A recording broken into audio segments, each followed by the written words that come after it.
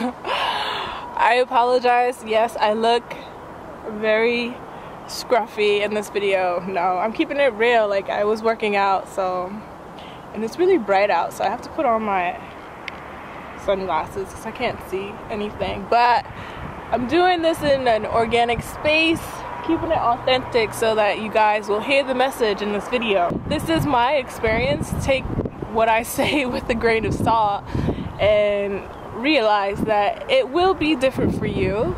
You know, I can just share what I've been through and give some pointers, some advice, but again, just take it with a grain of salt. It's May 3rd today, and all BEDA teachers finish June 16th, whether or not your school goes until like the 18th or the 20th. You're done on the 16th of June. And quite frankly, I'm really excited to be done.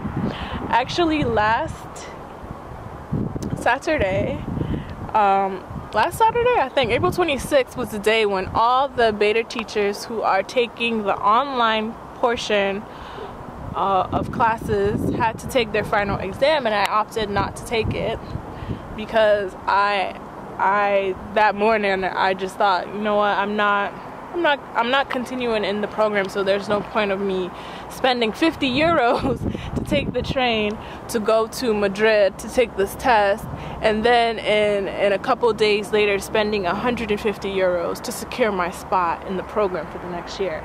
So I'm not continuing, and I will tell you why in another video. I teach 24 hours per week, the maximum amount of hours that you can teach with in the program, and I work with all levels. So I work with nursery, primary, and secondary education, so from 3 to 17, about 17 years. My school, the school that I'm currently with, it's great. It's been great. I haven't had many real issues. There's about 700 students, and I work with about 17 different teachers. Some of the teachers I work with 2 or 3 times over the course of the week. Some I only see once. All the teachers at my school are lovely. They're really great people. The teachers in the bilingual program, they speak English. It's been great getting to know them and communicating with them. And with my mediocre Spanish, it's actually gotten a lot better, but it's still, you know, kind of mediocre. I am able to communicate with the teachers that don't speak English. I am a firm believer that the energy that you put out into this world will reflect back to you. You're just a mean and bitter person. You're not here to work. You're not here to put in the time to actually do the work with the students or get to know the teachers or the people in your community. Like, you're gonna have a horrible time. Like, you're just gonna have a horrible time because people will see through your inability to assimilate within the culture of the school and so forth. As long as you come here with an open mind and you're here to work, you shouldn't have any problems.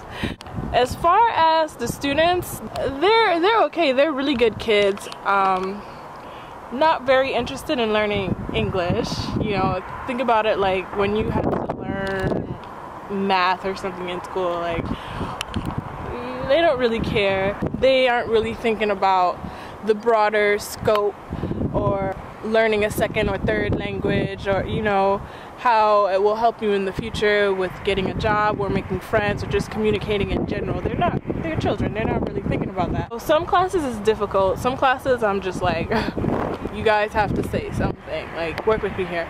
And with all the students I teach using books, they're really adamant at this school about teaching with the books and in all the levels except for nursery. Sometimes I use a book with nursery.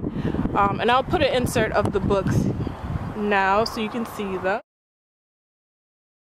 Administrative wise, like the BEDA administrators, like our bosses, they're pretty good. Like Esther and Samantha, they're really in tune with what's going on. As far as talking to them with any problems that you have, they're very responsive over email or over the phone. Like when I was having issues with my first school, and it wasn't even really like issues. There was just like a problem with the schedule. Like, am I supposed to be working until 8 o'clock at night? I don't think that's allowed. It's always very helpful for me to know that the communication with them is great. My only advice is, if you have any problem in your school, or you know, have any issues, like, email them right away. Don't just sit and marinate in it. No, like, talk to them right away. As far as pay goes, my paycheck goes a long way because I don't live in Madrid or a major city. I do private lessons. I do about 10 extra lessons per week. I know some people are debating between doing BEDA and the ministry program, and one of the advantages of doing BEDA is you get more pay, but of course you're working more hours, so you're working a lot more. It's very important to learn how to budget so that you know how much money you have, or how much money you will need to make when you do private lessons, and so that you're not stressed out about money. But if you still have any questions after watching this video, feel free to leave a comment down below or send me an email, and I will get back to you as soon as possible. Yeah.